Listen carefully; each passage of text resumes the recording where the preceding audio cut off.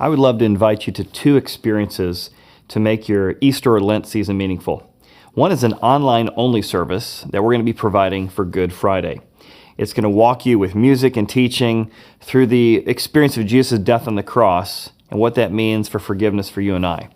You can download that off the website or the app anytime on Good Friday, the Friday before Easter. And then join us for live services, 6 identical services on Saturday and Sunday, as we celebrate with music and teaching the triumph of Jesus over death at the cross and what it meant for him to be raised from the dead. Now, those 6 identical services, we need reservations for those to join us live because we're still at 25% capacity. So you can make those reservations on our website by March 8th at 4 p.m. And you can join us in 3 ways, really. Come live to the facility.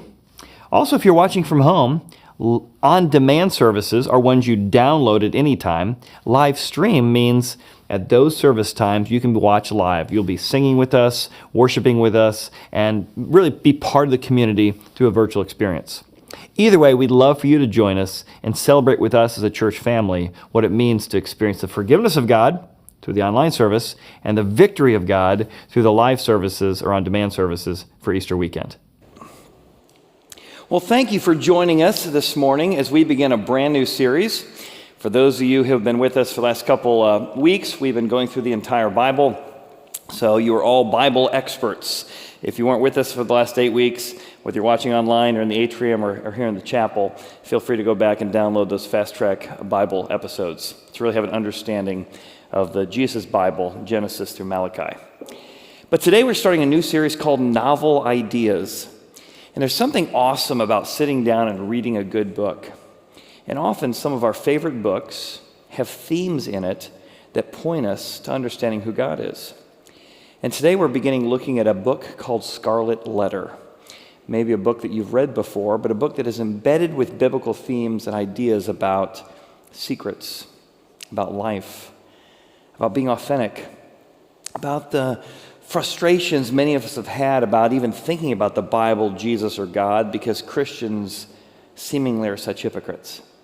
All of these themes we're going to look at today as we really dig down into our own secrets. Especially in our community together, we have a tendency to guard pretty heavily our reputation for good reason.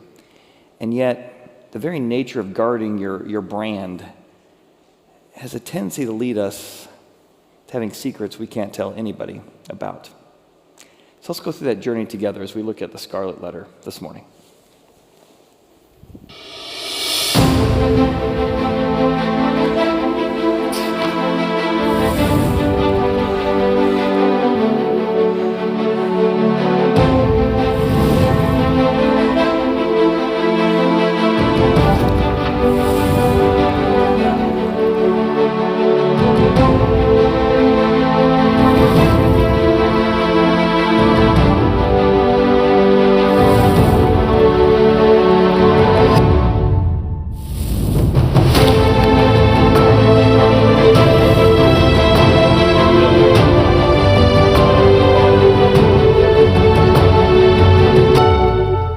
Today, as we continue Novel Ideas, we're looking at a novel that has stood the test of time. It's a novel that sounds a lot like a soap opera. Written by Nathaniel Hawthorne, it's The Scarlett Letter. It's a soap opera of adultery and revenge, but mostly it's a tale of secrets. It's set in a Puritan settlement known as Boston, long before it was a major metropolis, and our major character is Hester Prynne. She's subjected to public humiliation because she is pregnant out of wedlock. When she is humiliated before everyone, they demand, "Who is the father?" But she refuses to tell. So let's back up in time. It was 10 years earlier that she made her way to Boston because her husband sent her ahead of him while he finished up business back in England. But he's been delayed. Most think he's been lost at sea.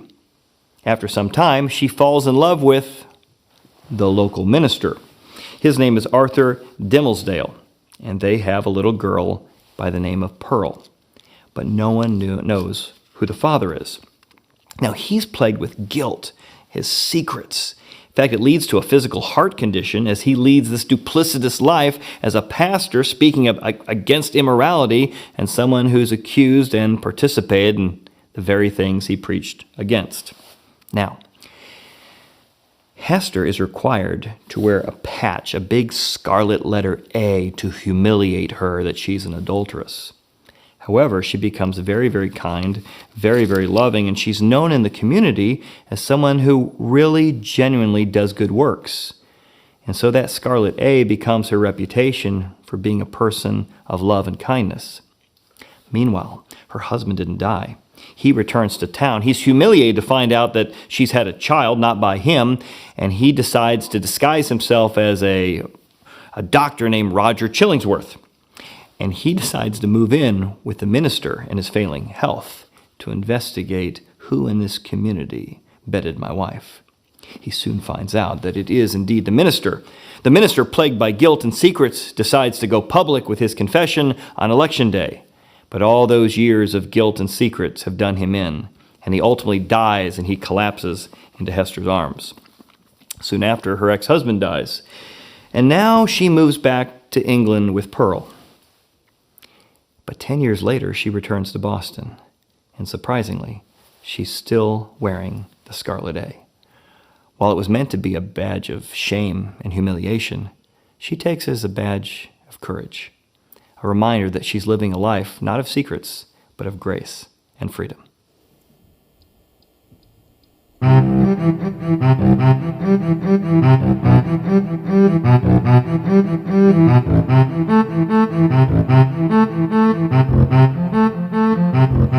I need another story, something to get off my chest.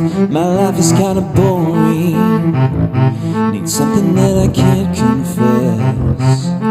Till all my sleeves are stained red from all the truth that I've said.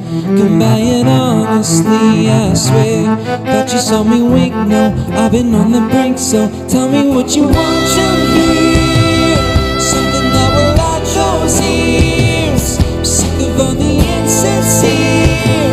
I'm gonna give all my secrets away this time.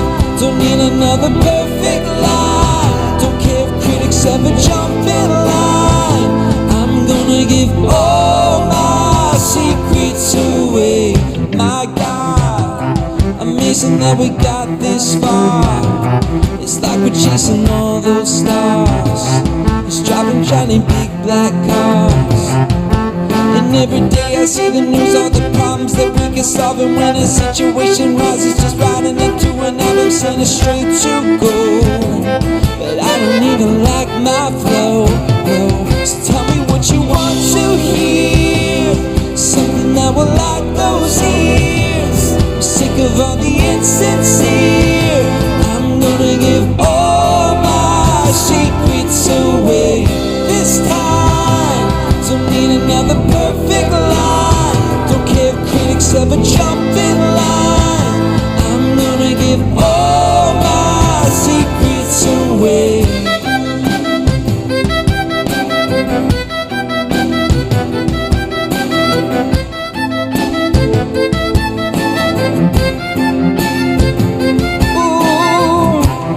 Got no reason, got no shame, got no fame. I can't blame, just don't let me disappear. I'ma tell you everything, so tell me what you want to hear, something that will light those ears. I'm sick of all the insincere. I'm gonna give all my secrets away this time. Don't need another perfect lie. Don't care if critics ever jump in line. I'm gonna give all my secrets. So tell me what you want to hear,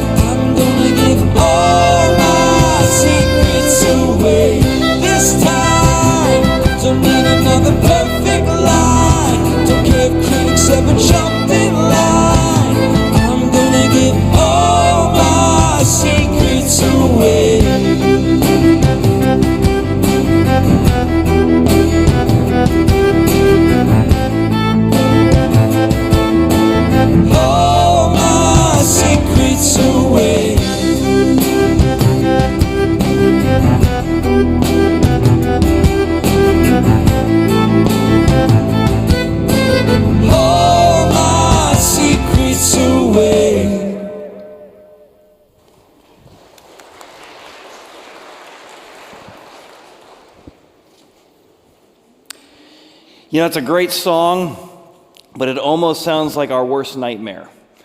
We live in a time and we live in a community that, for good reason, our professional and personal reputation is very, very important.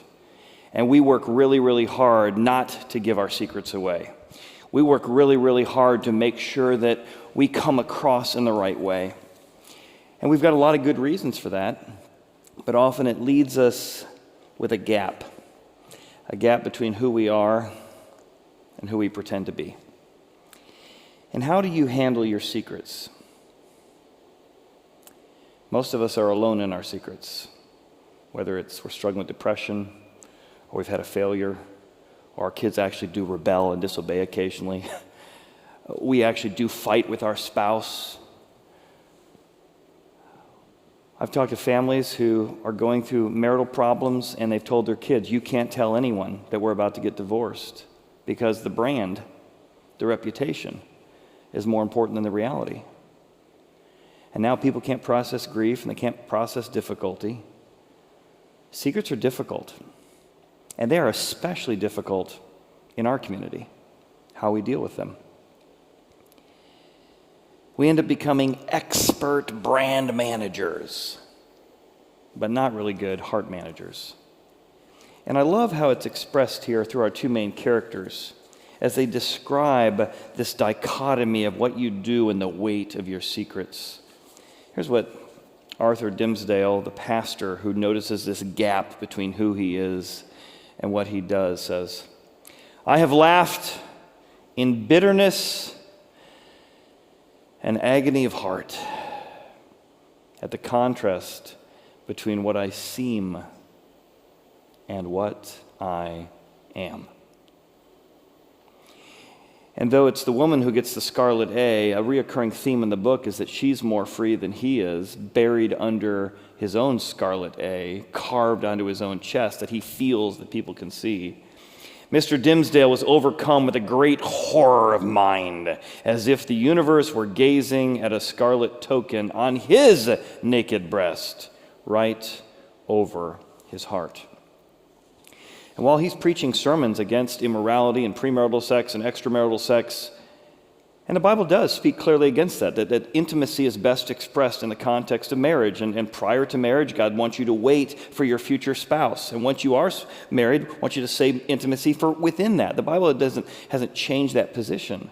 But the issue of scarlet letter is this hypocrisy, somebody who is preaching a position that he's not living, and he's not giving the grace of the struggle, that he struggles with the very thing that he's shaking his finger at.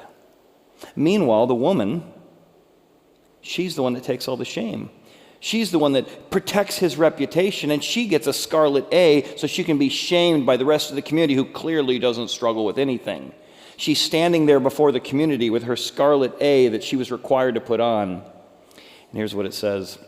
When the young woman, the mother of this child, stood fully revealed before the crowd, it seemed to be her first impulse to clasp the infant closely to her bosom. She's got her baby Pearl. Should I take the baby and use it to hide the scarlet A? Not so much as a motherly affection as she might have, but to conceal that certain token which was wrought or fastened into her dress. But in a moment, however, she wisely judged that one token of her shame would poorly serve to hide the other. She took the baby in her arm, with a burning blush and yet a haughty smile and a glance that would not be abashed, she looked around at the townspeople and neighbors, and on the breast of her gown, in fine red cloth, surrounded with an elaborate embroidery and fantastic flourish of gold thread, appeared the scarlet A. She's made this thing bold, the emblem designed to shame her. For the next 5 to 10 years, she lives a life of compassion. She knows what it's like to be shunned and judged and to have all her secrets thrown out before everybody. And rather than becoming bitter and angry, which would be understandable, she's drawn to be compassionate and care for and love on and serve the people in her community, even those who had judged her. So much so that years later, here's what they write.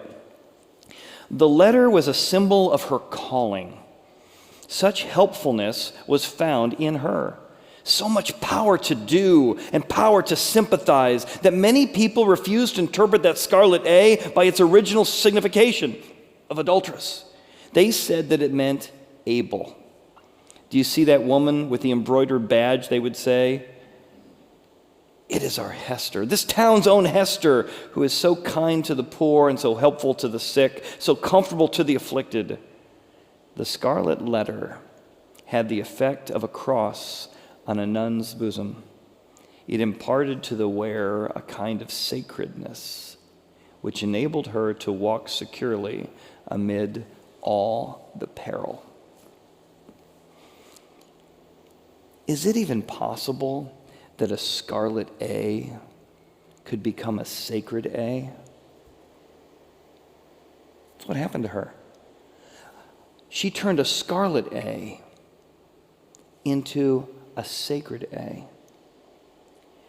Could your greatest moment of weakness that you would not want to go through again and you would not want other people to know, but could your greatest weakness become your greatest strength?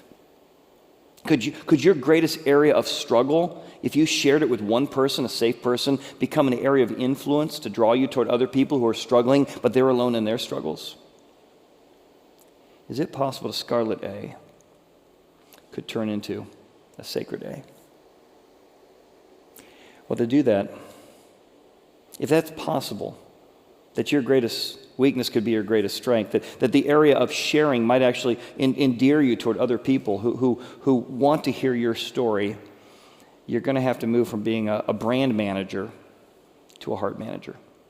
Focusing on not my external how I appear, but my internal who I really am.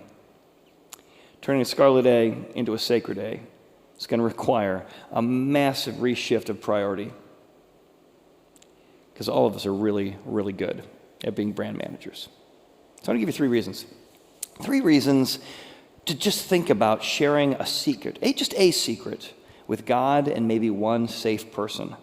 Now, I know it's very, very difficult to find a safe person, but I want to kind of build the case as to why you might want to. And the first reason is this. The first reason is when you expose a secret, it actually takes away the power of that secret. As a pastor, as a team, we get to hear firsthand secrets. I mean, I literally I know enough of you, and I know so many of your secrets in this room, and they are safe with me. But you, when I talk to you and you shared about your marriage struggle, the years ago when there was a betrayal, when you shared with me about the fight or a kid that's rebelled or has had trouble with the law, as you shared with me your depression and what it looks like to try and wrestle with and help someone in depression or with an addiction, you were so glad to find some space that you could be honest and real, that things aren't as squeaky clean as they look from the outside. And just in sharing with a pastor, with a friend, in a small group, just the sharing of it, we haven't solved anything, but I'm no longer alone in it. And that secret loses its power just when you expose it to one safe person. And the theme of this book is that in a very dysfunctional way, Hester's secrets were out. But she becomes more and more free in the book. While the pastor, who's hiding his secret, and she's decided to help him hide the secret by not saying who he is, he more and more is crushed under the weight of guilt and shame because he doesn't expose the secrets to anyone. And it not only doesn't lose its power, it has more and more power over him. Now, where does the Bible come in here? Well, when the writers of Jesus' story, Matthew, Mark, Luke, and John, but the first biography ever written about Jesus, it begins with his genealogy. And you know, people are into genealogies, like, oh, I love studying genealogy, it's very important, and they're going on and on and on. You're like, well, this sounds incredibly boring, right? It's like, so why would you start the first biography about Jesus with a boring biography? Well, let me read you a little excerpt from it. And it starts scandalously. Now, you have to understand, if you're Jewish, your genealogy is very important because it traces you as a rabbi or potential Messiah back to Abraham and his descendants. And so you wanted your genealogy to be squeaky clean. It was the best of the best, and the pedigree, and everybody with the resume, and what school they went to, and all the wonderful things they did. And you would edit out all the scandalous material. You hope there wasn't any anyway, but you definitely edited it out. But right out of the gate, here's what it says. The book of the genealogy of Jesus Christ, the son of David. Oh, he's a king, that's good. But he did have adultery and kill someone. The son of Abraham, the guy who lied about his wife twice and told her to beat her maidservant Hagar. Abraham begot Isaac, and Isaac begot Jacob, and Jacob begot Judah and his brothers, and Judah begot Perez and Zerah by Tamar. And we're like, all right, Chad, that's exactly what you said. Boring. Because we don't know the scandal. He just took the most scandalous story from the Old Testament and said, this is part of Jesus' family. Judah and Tamar. And they had these two children out of wedlock. And just so you know, Judah is the father-in-law of Tamar. And through a scandalous story of adultery and temple prostitution and tricking Judah into sleeping with her because he supposedly was a good moral leader, and yet he went into a temple prostitute who was really her disguised, they had two children. And Jesus, right out of the gate, says, my family tree is filled with dysfunctional people. People who are religious hypocrites. People who don't keep their own commands. And I want you to know, rather than shame and guilt, right out of front, my tree is wide open to anyone, no matter what you've done or what's been done to you. You can be part of the story. Jesus is like, all my secrets are out there from my family tree. And this gets even more so. We're just going to focus on this story today. But it's an idea that I think we should wrestle with. Why would the Bible begin by exposing all the family secrets in Jesus' family tree, except to say that when you expose your secrets in a safe place, the place of grace before God, they begin to lose their power. Now contrast that with doing what most of us do. We hide our secrets, we pretend, we control our image. I saw an interview on the Tim Ferriss show with this quote, if you don't deal with your demons, they go into the cellar and begin to lift weights. If you don't deal with your secrets, if you don't find a safe place to talk about what you're going through, those demons will tunnel down into the cellar and they will get stronger and stronger and stronger. But just having someone, a place, a safe place to be honest and real about the fact that you don't live up to your Facebook page and you don't live up to your resume in some ways, it keeps those demons from crawling down into the cellar. I got a phone call from a friend of mine. I've been in a small group with him for 20 plus years, but he moved away and I hadn't seen him in a long time. And he said, about 3 weeks ago when he called me, he said, Chad, do you remember the small group we had with a group of guys back in Atlanta? I said, yeah. He said, you remember the time that I got kind of bold enough to say that I really struggled with pornography? I said, yeah, I think I do remember that day. He said, I kind of looked at all the other guys in the room. I said, guys, I need help on this. I really struggle with pornography, and I've kind of been alone in this and the shame of this. I need help. Do any of you guys struggle with this? Nobody. Silence. He said, I remember, Chad, you saying, you know, it's not my top struggle, but it's definitely a struggle. And thanks so much for sharing that. How can we help? Because I think it's something as guys, we do need a place to be honest about how pornography can be a struggle for us. He said, and everybody else looked at me like, nope, never had a problem with lust at all.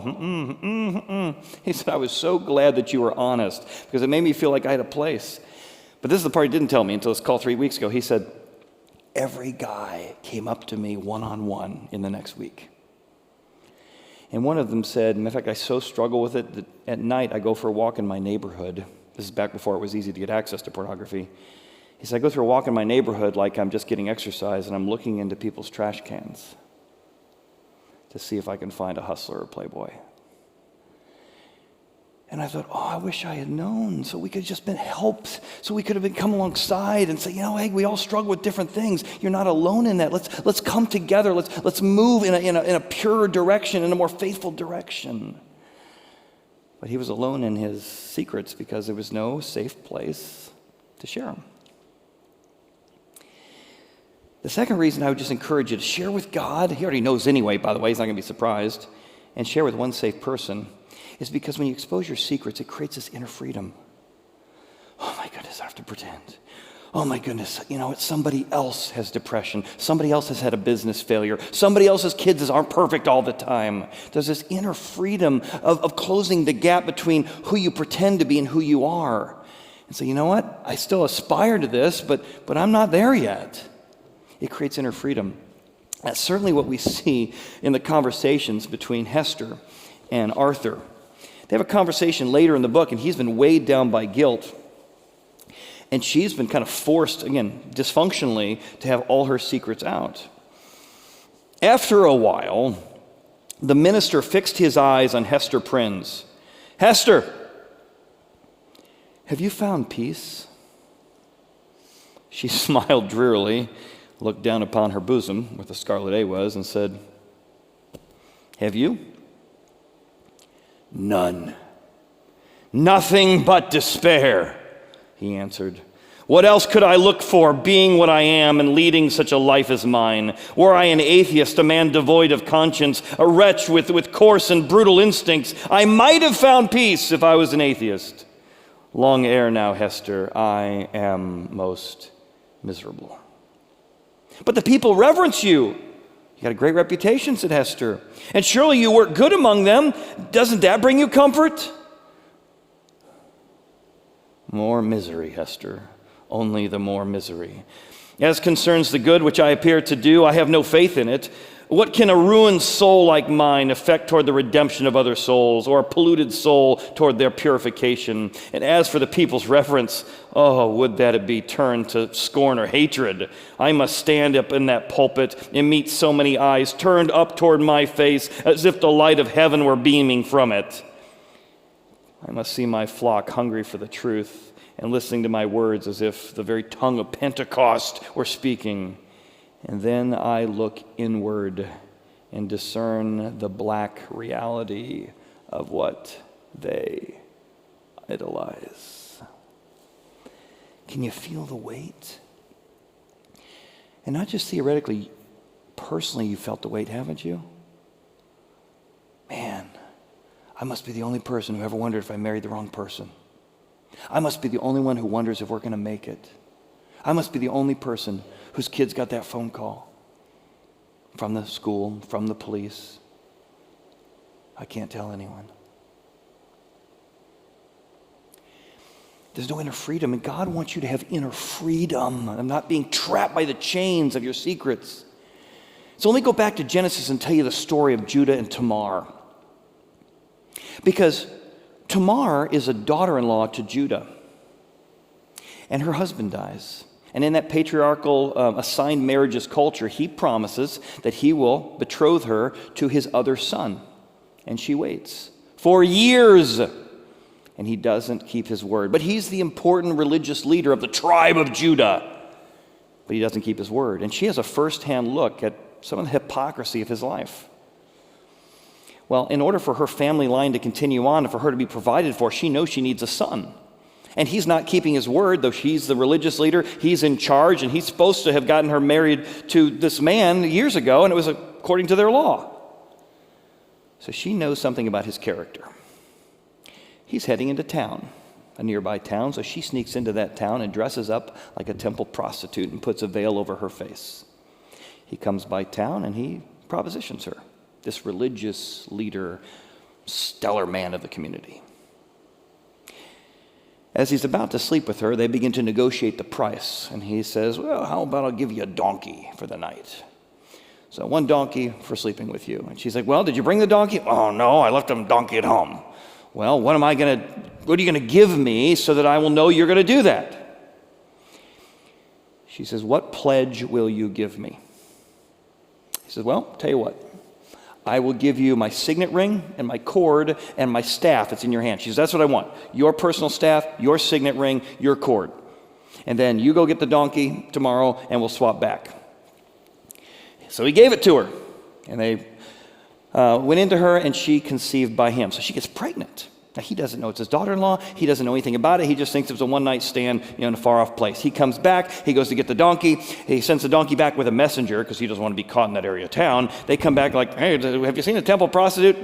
We don't have a temple prostitute. Who sits there at the gate? Never. Don't know what you're talking about. Comes back. I don't know. So keep the donkey, I guess.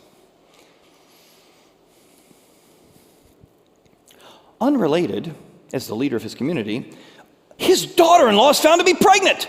Shocking to shocking. And when she's brought out, now that she's beginning to show a few months later, the whole community comes out. This is outrageous. Someone in our community would be unfaithful to their spouse. Someone would be unfaithful by not waiting till they are married to have intimacy. So they come to the great leader. We have found a woman caught in extramarital affairs. What should we do? Tamar, your daughter-in-law, has played the harlot. Furthermore, oh, shocking, she is with child by harlotry. And Judah, the great man, says, burn the witch, burn her. She shall be burned. Oh, it's just like the Scarlet Letter. Preaching one thing, living another way. And what's amazing is that Jesus, when he puts his family tree in place, he says, I have come for people lost in religious hypocrisy. He kept Judah in there. And I've come for people lost in deceptive rebellion, who slept with your father-in-law to continue on your family line. God says, my family tree is open to all extremes of people who have secrets. Because he knows how lost we are.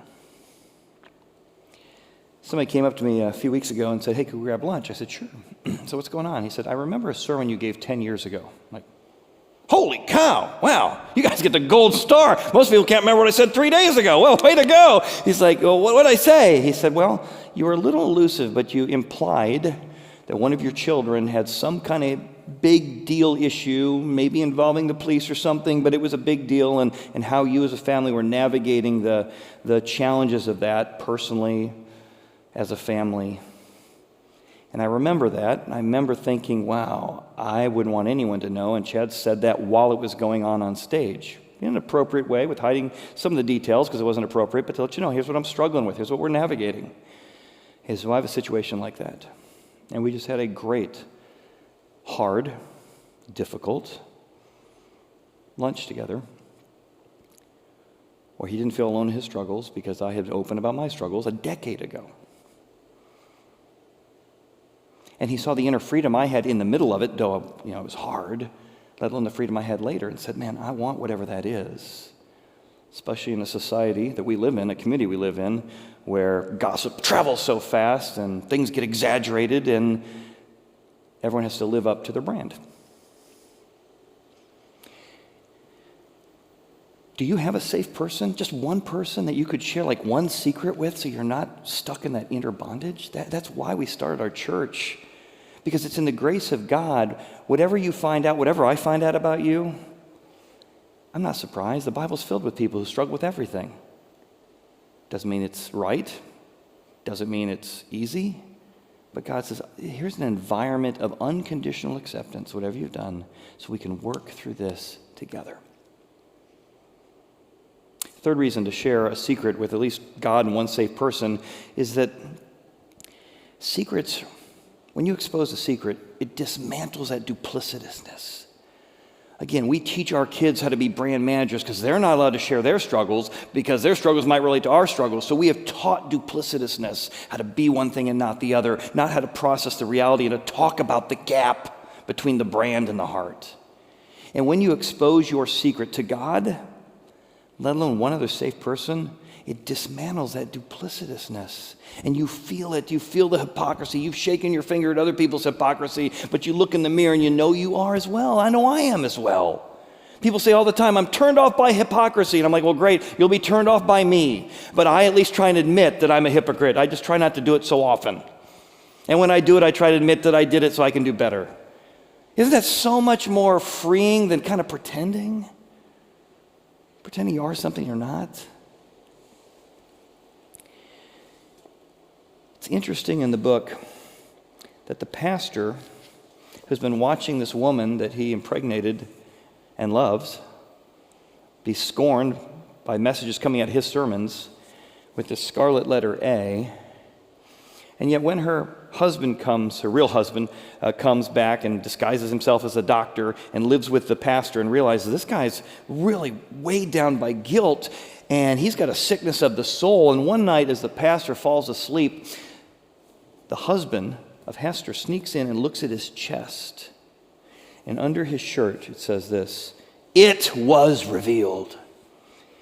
But it was too irreverent to describe the revelation.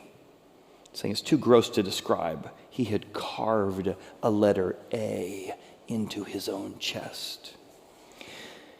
Later in the book, he stands before Hester, before all the people, and reveals what's on his chest. Most of the spectators testified to having seen on the breast of the unhappy minister a scarlet letter on the minister, the very semblance of the one worn by Hester Prynne, but this one was imprinted on his flesh. He knew he was an adulterer. He knew he was a hypocrite. He knew he didn't live up to his own standards. And by pounding it every week in the pulpit didn't rescue him. He needed a safe place to be honest and real. Instead, he was weighed down by the guilt and literally punished himself for what he had done. So where does the Bible pick up on the story? Well, last we left off, Judah was wagging his finger, "Burn the witch! Burn her! Burn that woman for doing these kind of things! Not in our community!" So, just as they're about to, you can go back one slide. I'll tell them more of the story before I get there. Just as they're about to hold her account, she's like, hey, before you guys burn me, I want to reveal who the husband is. Who's the man who impregnated me? So he comes over. "All right, I can't believe a daughter-in-law of mine would do such a thing." She's like, "Well, the man who impregnated me, he had this signet ring, and this staff belonged to him, and this cord." "Oh, you were the temple president." Oh. And to his credit, Judah owns up to his hypocrisy and his duplicitousness. It doesn't change the fact that God wants us to be faithful to our spouse and our future spouse, and damage is caused when we don't. None of that changes in the grace that God offers when we fall short of that. And he comes back and basically says, she was more righteous than me because she didn't pretend to be morally superior. And God puts Judah and God puts Tamar into his family tree. Now they have 2 kids. So a few months later, she's pregnant, and when she's pregnant, she gives birth to children. It's very interesting in the parallel here, because as they're giving birth, the first child is born kind of breech, but his hand comes out before his head does. And so they wanted to know who the firstborn was. So when the first child is born, it says, "It came to pass in the time for giving birth that, behold, twins were in her womb. And so it was that when she was giving birth, the one put out his hand, and the midwife took a scarlet thread." How interesting is that? And he tied a scarlet thread around the first hand to come out to recognize this is the firstborn. However, the hand went back in. Kids got kind of turned around, and then the second child came out, and the second child came out first. As it continues, it says this was a very painful experience. Now it happened that as he drew back his hand, that his brother came out unexpectedly. And she said, "How did you break through? This breach is upon you." Therefore his name was called Perez, which means breach or painful. Now, how dysfunctional is that? Imagine your whole life. Like, "Hey, what's your name?" "Painful." "What's your name?" "Breach." I mean, you talk about they're such dysfunctional parents. They've named their child something and made fun of their whole life. Afterward, his brother came out, who had the scarlet thread because his hand had come out first, and they named his name Zerah, meaning brilliant. Now, we all have younger or older brothers. Can you imagine your parents call you painful? "Oh, and have you met my brother?" "Brilliant. Brilliant. Oh, have you seen what he's done? Have you seen what he's done? He's the soccer player. He scored the top goal. He was on the debate club. Oh, I got to always live up to brilliant." And Jesus puts all of these folks in his family tree. He works with you if you're a Judah.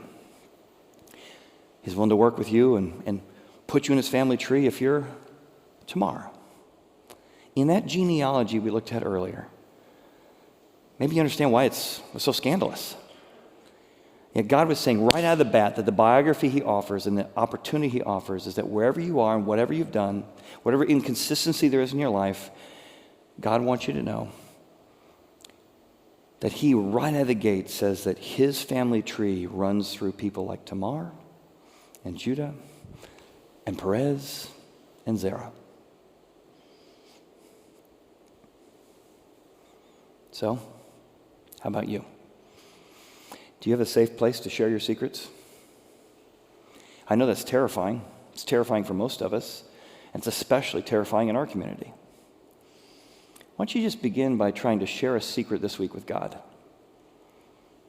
He already knows.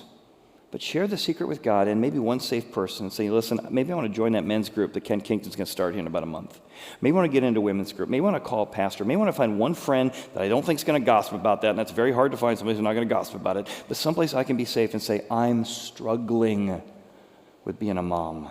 I'm struggling trying to start this business. I'm struggling trying to figure out how this works. I've got habits I'm not proud of. I've got a bank account I'm not proud of. I've got an account that I've got hidden from somebody. I need help. Share your secret with God and one safe person. And when you do that, you're going to find that your greatest weakness can become your greatest strength. I was talking to my friend Art. I interviewed him several months ago on stage. I just talked to him last week. And Art said, I'm going through prostate cancer, and it was very embarrassing, but I decided to go public with that. And by going public with that, God used that to remind me of kind of a history of things that I hadn't dealt with, some pride issues, some lust issues, some accumulation of stuff issues, and he shared that all about a month ago. He said, but by sharing these weaknesses, by sharing these struggles, I have had a platform to influence people I never thought I'd have. I got 2 guys who've been calling me every day. I pray for them. Every day I talk to them about how I navigated prostate cancer and how to deal with the insecurities of that and the weirdness of that and the challenges of that and how to trust God in the middle of it. And he said, Chad, I just cannot tell you what God is doing in my life because I let people into my struggle, my medical struggle, and my spiritual struggle, and how God's using that to help me influence other people. That's our key takeaway today. Share your secrets with God and one safe person. Share your secrets. Do you know that's why we started our church? We started our church 20 years ago. Actually, a little bit longer than that. But our first public service was Easter. 20 years ago this Easter. This is a big Easter. 20 years our church began. And we, 20 years ago, I came a few years later, wrote personal notes to our friends in our community and said, listen, I know you may not be religious, but I invite you to come to a church that you can hear about the Bible in an honest, non-judgmental way. Go at your own pace. Come as you are. And that first Easter service, friends in our community who wrote personal notes to friends in our community is what began our church. And 10 years ago this January is the 10-year anniversary of us being in this room, where those of us who came wrote personal notes to invite people to come to explore environments of grace and love and truth. And so this Easter, maybe you want to do the same. We're at 25% capacity, so it's going to be tough to fit everybody in. We're running 6 services. We got a Saturdays at 3:15 and 4:30. Sundays we have 4 services, 8:45, 10, 11:15, and 12:30. You got to make reservations on the website. But maybe you're saying, I want to be part of a church where I can deal with the gap. I can break those chains of the secrets that have held me down. I don't want to be held down by all this secrecy anymore. And I love coming to a church that can be honest. Don't share your secrets with everybody. But I do need a place I could share with somebody. Maybe this Easter is your chance to invite somebody else who you know some of their secrets. And you know they could use a little dose of truth and grace and love. And they felt it from you personally, but maybe they'd like to feel it from their Heavenly Father. As you listen to this next song, I want you to think about the chains in your own life, the secrets in your own life, the areas that you might want God to bring you some freedom. Let's listen together.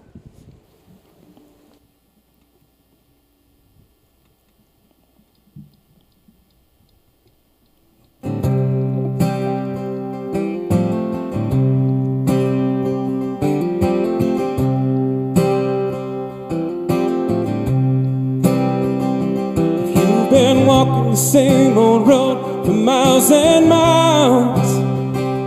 If you've been hearing the same old voice tell the same old lies, if you're trying to fill the same old holes inside, then there's a better life. There's a better life. If you've got pain, he's a pain taker. If you feel lost, he's a way maker. If you need freedom, a savior, he's a prison shaking savior. If you got chains, he's a chain breaker. We've all searched for the light of day in the dead of night. We've all find ourselves worn out from the same old fight. We've all run to things we know that just ain't right. But there's a better life. But there's a better life. If you've got pain, he's a pain taker. If you feel lost, he's a way maker. If you need freedom, a savior, he's a prison shaking savior. If you got chains, he's a chain breaker.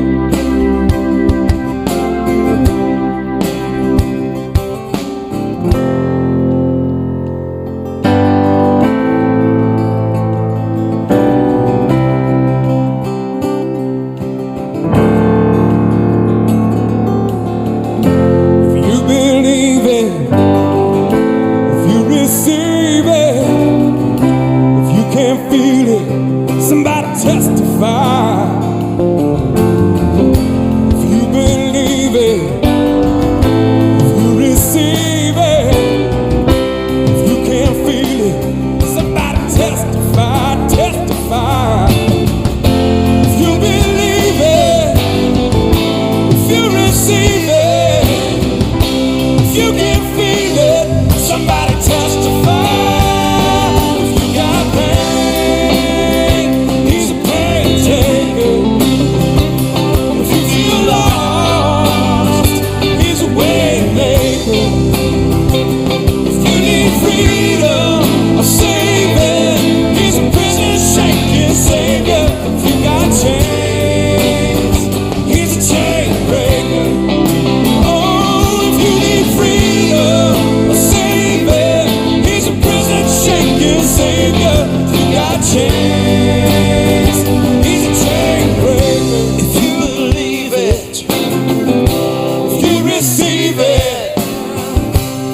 Can't feel it, somebody testify, testify. If you believe it, if you receive it, if you can't feel it, somebody testify.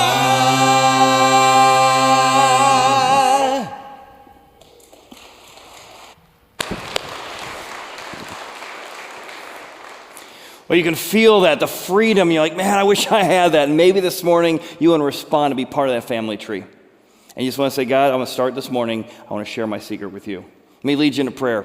Maybe you just want to say to God something like this. God, there's a gap in my life between who I am and who I pretend to be. And I need you to be my forgiver. Thank you for dying for my hypocrisy and my rebellion. I invite you to come into my life and be my chain breaker.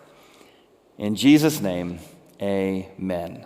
Well, thank you so much, those watching online out in the atrium and those you here in the chapel, for joining us for our first edition of Novel Ideas. We're going to be wrestling our way through several different books together. But again, don't forget, in the middle of the series is our Easter service.